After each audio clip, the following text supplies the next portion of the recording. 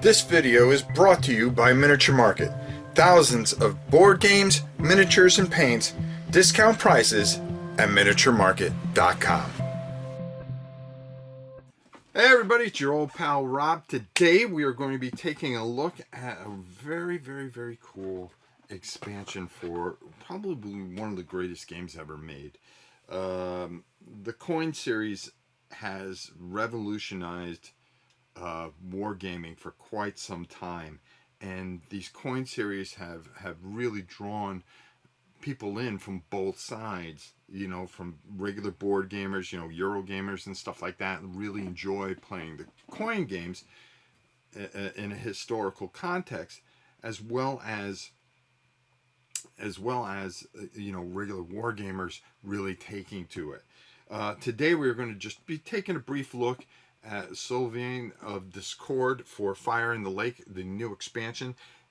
We'll talk more about this on the other side, what it does, and so forth and so on. We're going to take a look at some of the components, and we're going to talk about what this does for your Fire in the Lake, because you're going to need Fire in the Lake to play this. So without further ado, let's go down to the table and check it out.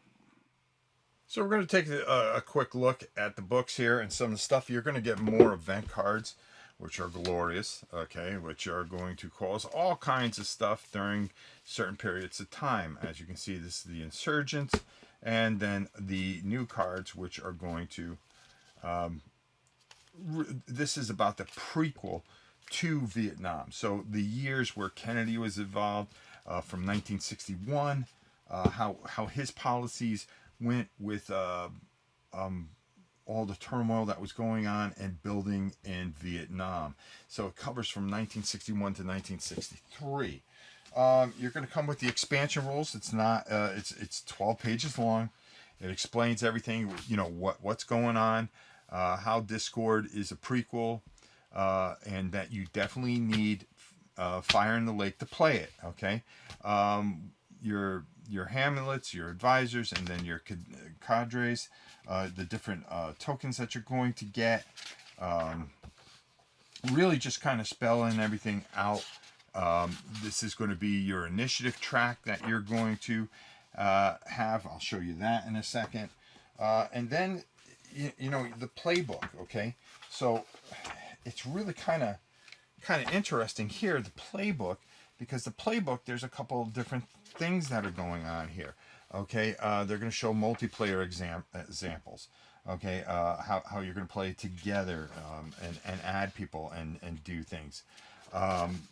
It talks about how things are escalating and so forth and so on. All the different things that go on during the years, which are just, it's an amazing chain of events. And then, of course, you are going to get your final book here, which is the non-player card-based rules and reference. And that's only about 24 hours. The amazing thing about this is that you can take all this and put it together into one grand campaign. You're going to get your Washington track, your Hanoi track, okay? How things go on there. Stability track. And then, like I talked about, the initiative track. You are going to get a ton of great cards that are going to help you out.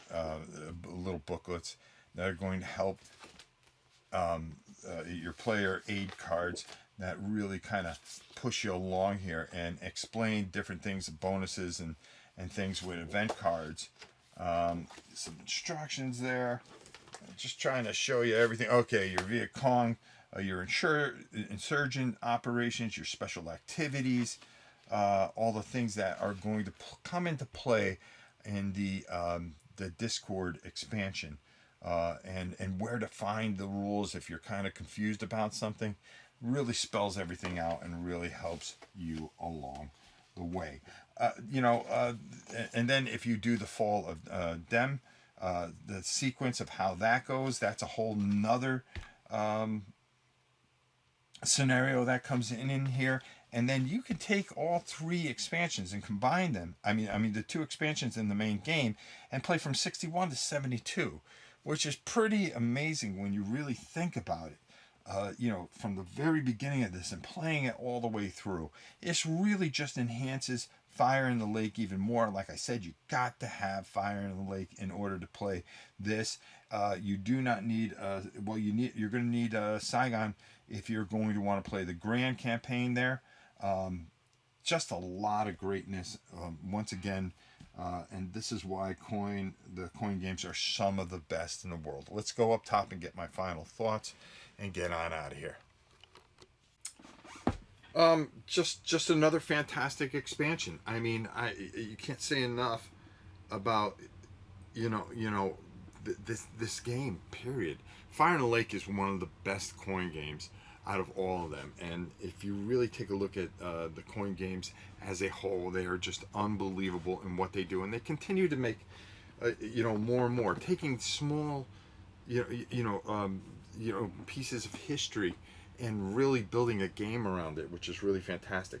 What this does, and like I talked about down on the table, it takes from 61, pre Vietnam, and then now you put all this together, you can have a grand campaign from 61 to 72, which is just mind-boggling when you really think about it, and how possibly you can maybe change the course of history, do things differently, handle things differently. A lot of what this prequel does sets up Fire in the Lake as a whole, if you really think about it, because it really talks about what went on in Washington with Kennedy's policies towards Vietnam. So it's a very interesting time, and a very interesting subject to put a coin, which every one of them is usually brilliant anyways, which they do. So another masterpiece from our friends over at GMT. You have to have Fire in the Lake in order to play this, and you would also need the other expansion, the Saigon expansion, to really just have this all become one giant campaign. But it works well with Fire in the Lake as a prequel, and just adds even more greatness to what is already a great game.